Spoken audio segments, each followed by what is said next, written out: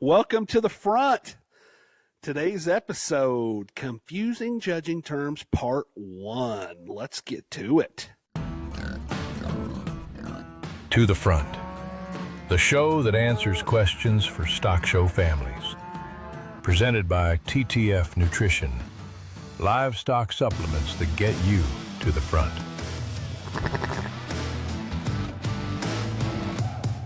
It's going to be a great day today. We're going to talk about some confusing judging terms we've heard, and we've all heard them. But I got to start with this. Thomas, you have been wolfing down that ice cream. What is in that cup over there? What have you been sucking down? Well, my wife brought me some Grater's ice cream a few minutes ago. She knew that I was looking a little thin, I think is what she said. And she said, you need some ice cream over here. So there was some sort of chocolate chip, something with peanut butter sauce on top, kind of a go-to for me probably. If it's got peanut butter, I'm in. How about you? If you went to Grater's, what would you be ordering? Are you at the age where you'd go butter pecan yet, or is that still a few years out? Man, I didn't know butter pecan was an age-related thing because I've been sucking down butter pecan ice cream since I was 9 years old, and we used to get it delivered in these, it looked like a 5-gallon can to me from Schwann's.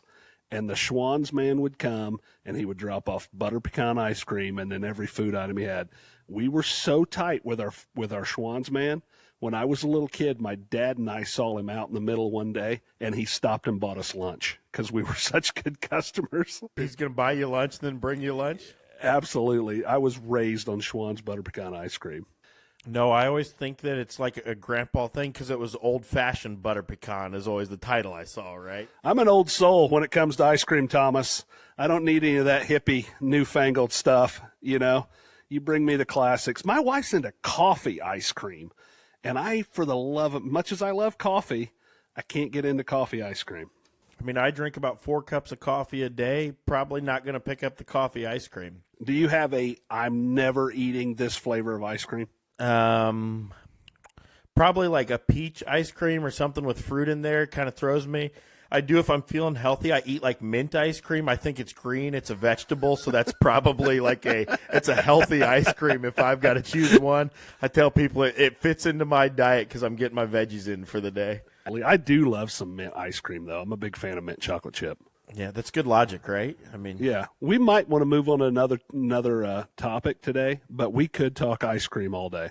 Listen, if you see us at a show and you want to tell us about your favorite ice cream, these are the right two guys to come talk to.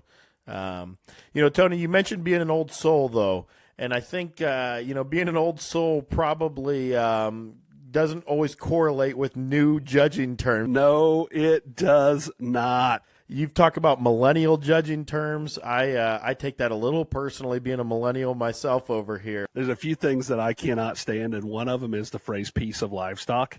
And I just think nobody over the age 35 says that, right? But there's a few of these coming in here that maybe aren't millennial terms, but we hear them all the time, and I don't know that everybody quite knows what they mean. Yeah. And that's why I loved it. People sent these in, and we started looking at them like, yeah, I can totally see how that's confusing. First one that we had sent to us, and the one that probably got the most likes or, kind of the most response was the term fresh. So, Tony, when you hear the word fresh, what do you think about? I think about a variety of things. I mainly think about whether it be hogs or cattle or sheep and goats, I mainly think about animals that look kind of youthful and lively, if you will, and they've got a fresh presentation and a little bit of presence when they hit the ring. And then I also think about it relative to muscle shape. And I think those animals that have fresh muscle shape, and it's a big term now, that we talk about in hogs all the time, is he's got a big fresh back. And I just think about really crisp and youthful looking shape. When I talk about it in terms of a muscle. But mainly I'm just thinking like youthful and the right kind of presence, up-headed, clean and crisp in their hair coat and their presentation or their fit job if it's cattle. And then when it comes to muscle, like that right kind of bloom and roll that they typically have when they're kind of on the way up, not necessarily on the way down. What do you think of when you think fresh? Yeah, I think the muscle, like you talked about, and I think it's the appropriate amount of fat cover, right? So we're going to talk about another term here in a few minutes being green, right? I think it's not too little of a fat cover. It's not getting them, husky and over the hill on fat cover. It's the appropriate amount of fat cover, the appropriate amount of muscle for the size that they are. I think that's a good way to think about it. Skin and hair plays a big deal into this, though. Absolutely. If they don't come in, and it doesn't matter to me the species, and I don't judge a lot of shows anymore, but I've judged my share. And, man, when they hit the ring, the fresh ones, before you see muscle, before you even really evaluate fat cover or anything that way, I think the fresh ones to me are really bright and very lively almost in the way they're presented, right? So white hogs that are white, black hogs that are black, hair kind of put together in the right manner. And same thing on the cattle side in particular, like a really clean, crisp hair coat with a good clip, fresh clip job and fit job, and those things that just look really sharp in their appearance. And, man, you run one of those to me, and you're my friend right off the bat, right? Just make them look cool, and I'm in every time. Those first impressions are so important, right? When you're looking at 350 hogs for the day, that first 2 or 3 seconds matters a bunch. And a fresh skin and hair coat, right skin and hair coat with fresh muscle pattern, fresh fat cover is awesome, I think. And I think that's kind of what that judge is normally talking about. Next 2 terms that we have are kind of, I'm going to call them different sides of the same coin, but let's start with green, and then the other side of this is going to be what we might call past their prime. So let's start with a green animal. When you think of a green animal, what does that mean? Green to me is going to mean a couple different things. One, they're still really skinny and they're not where they need to be from a fat cover standpoint or a bloom standpoint. So much of how we feed livestock of every species is getting the appropriate amount of fat on them at the right time and kind of keeping that freshness and that little bit of chub you need. And when I think of green, my first thought is they're still really skinny and hard in the way that they're put together. And you think about those baby pigs that you can count ribs on, or those calves, right, that you can see every rib still. They just don't have enough bloom and chub to them yet. And I could think that really green. The other thing is we hear about it a lot in the baby pig world, that he's really green in his muscle. And that just means to me it's not there yet, right? He's kind of immature in the way that he's put together. And so when I hear green, I think like hard and immature, and just not where they need to be yet. Or maybe it's appropriate. These things should be green for some period of their life, but just not where they could be from a muscle standpoint or a fat cover standpoint. What's your thoughts? Yeah, I think that's exactly right. And I think that green can be a good term up until a point. I think I always like to buy them green. I like to buy them a little skinny. Once they start hitting that middle growing phase, and if we're going to talk show pigs, they start getting to be 150, 175 pounds, and we start calling them green after that, I think green's no longer a positive term at that point in time. So I think green early on means they have future, they have potential. Green, as we're getting later in the growing stage, means they're still not getting fat enough. Their muscle's still not developing enough. They still look really immature for a heavier weight animal. That's probably not a good thing at that point in time. It means we either need to feed really hard for a little while, or we need to change some management things up maybe, or maybe, unfortunately, genetically, that one just isn't ever going to get to be enough. So depending on where you are in the phase, green is either really good or it's a warning sign to say we need to change some things up. But I think if you're called green at your first jackpot show, to me, that's not a warning flag. That's you know what, as long as everything's in check and we know what our target show is, that doesn't bother me. It starts to bother me when we start to get to heavier weights if we got green ones. Yeah, back 20 years ago, I was standing watching the open heifer show at the Indiana State Fair, with a friend of mine who's big time in the shorthorn world, a guy I went to college with, and a judge was calling 1,400-pound mature heifers, well, this one's greener. And he leaned over to me and said, at some point, green becomes hard doing, right? And that's kind of what you're describing. Like, they can't be green their whole life. That just means they're hard-bodied and they're hard doing. So at some point, we got to get away from being green, but being green for a while is not a bad thing. What about kind of what I'd call the other side of that coin being past their prime? When you see one that's past their prime, I think we start with indicators being their skull maybe looks old. They look like an animal that's old, but I think either that's going to mean that they're way too chubby and way too fat and got way too fat for their age, or their muscles may be way too hard and they're way too old to have really hard muscle, or maybe they've just gotten too big to be a quality market animal at that point in time. But what do you think about when somebody says that one's past their prime? Well, this might be terribly inappropriate, but I think I'm old enough that I'm going to have my 30th high school class reunion this year, right? I've been out of high school 30 years. When I think of past their prime, I think about some people I went to high school with that, man, they were amazing when they were 17 or 18, and they ain't so amazing at 48, right? Like, they had their moment. Today ain't it, right? And that's kind of what I think about when we talk about livestock. These things probably had their moment, but that moment was a while ago. So I think about, like, typically those are animals that we've probably pushed too hard and they're getting chubby, right? They're going to put in fat. There's fat that won't come off of them. They get an old looking head. They get coarser in their joints, coarser in their bone work. They just really begin to show the wear and tear of however old they are and kind of what they've been through in their life. I think it even shows up, and we kind of talked about freshness earlier, shows up in their skin and their hair coat too as well, right? And maybe they're looking a little dingy. So I think we've kind of talked about a spectrum of them. We've got green kind of on the less mature side. We've got fresh as kind of the ideal middle spot, and then we've got the past their prime kind of on the other side is kind of a way to think about that continuum of growing those livestock. Excellent. We've got a few structure questions sent to us here, and I think this is one that we talk about a lot, one that funnels at the ground. And so when a judge says this one funnels at the ground, what are they referring to? So I was thinking about this relative to base width. Okay, so if they funnel at the ground, either coming to you or going away, it's either they are wider in their chest than what their front feet hit when they're at the ground, or wider at their hip and stifle than what their back feet are when they hit the ground. So they literally funnel as they go to the ground, right? They are narrower based than what they should be based on how their chest or their hip width reads. Right. And it's not always, when I was coming up and judging livestock in high school and college, we'd always talk about part of what pushes their legs apart is muscle. And there's some truth to that, right? Typically animals that funnel at the ground, particularly behind, lack muscle down low in their ham or their quarter or their leg. But it's not always that. Sometimes it's just how they're built. But I think about funneling at the ground, meaning they're wider up high where that leg starts than it is when that leg finally hits the ground.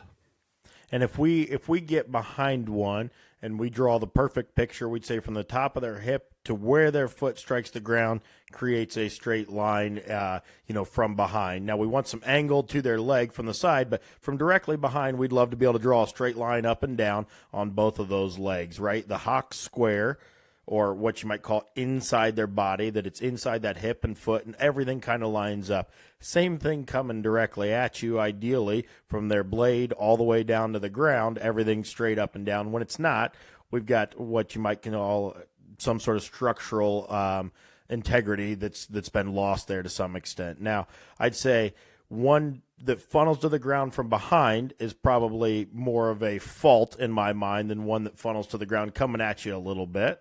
But that might be personal preference. I've seen, probably more of them get used that funnel coming at the ground, coming right at you than funnel when going directly away from you. But a little bit of this and that, I suppose. Yeah, I think it's important to know, like, when you talk about that straight line, you got to think about where that leg actually lines up on their body, right? And so an animal, a pig in this case, where their hip is and where that leg's going to join their hip up high isn't all the way out here at the very edge of their body, right? It's within, you've got hair, you've got skin, you've got a fat layer, you've got muscular layer. And so, within that framework of the outline of their body, that actual leg's going to start. And from that point, that straight line and kind of being square. I always think about this. If you think about our legs or livestock legs, they're bent to flex in one direction, right? So think about the hock of your show pig. It's meant to flex forward and back. It's not meant to flex side to side. So if you get those things and they're not able to stay in line where they flex the right way, you probably got something bad going on, right? Likewise, in the front, that column of bone is meant to line up, and then all the joints allow it to flex and move forward and back. And if it's not lining up, there's something up there. Yeah, and I would say some of this can be fixed with a feed bucket, and some of it cannot, right? And a lot of it is just genetically, that's what that animal is. Hey, next year get a little bit better at picking one out that is square leaving you or square coming to you, that doesn't funnel at the ground maybe quite as much. Yeah, and certain breeds, especially you talk on the pigs, are worse about this than others. And like, we've got a spot pig that I think's really, really good, right? And the one bad problem he has is he is narrower base behind than he should be relative to the width of his hip. He funnels. And if you watch a lot of spot barrows or spot pigs in general, they kind of do that, right, as a breed. And so sometimes it's a genetic thing. Sometimes it is something you can affect with a feed bucket, particularly if they're too narrow and you're holding them and the animal's kind of sucked up all the time. Well, then they're going to get narrower in the way that they handle their leg. And as you feed on them, you get them too wide. Sometimes you either widen them out or you get them too wide, depending on what you do. But, there is some feed component, but oftentimes it's kind of a structural issue with the way that skeleton's lined up. Kind of along the same lines, somebody said that the judge said that the one ahead of them was truer, coming, and going. What does it mean to be truer, coming, and going? To me, exactly like what we were talking about, right? I mean, you think about the way that skeleton is designed to work, right? And those legs move forward and back in line with the body as they, the medical term would be ambulate, right, around the ring. They're not meant to go deviate sideways. So anytime we see that deviation, that's probably caused by some type of a structural issue, or sometimes it's temporary if you get one too full and they get wide. But that's what they mean, is they are squarer or truer in the way their legs walk or work as they come to them or go away. So they're square at the ground. They're square in the way they attach up high to their body, and you see this kind of squareness to them as you go, or they're just truer in the way they sit down. The opposite of that would be either one that funnels at the ground, right, like we just talked about. They're narrower at the bottom than they are at the top, or rarely would you ever see this, but you see it particularly on pigs and their hocks. Sometimes they get wider, and they get too wide versus where that attaches up high, and those pigs kind of get outside of themselves, outside of the framework of the body and the way their legs attach. And, that's one of those things. Some of them are just kind of built that way.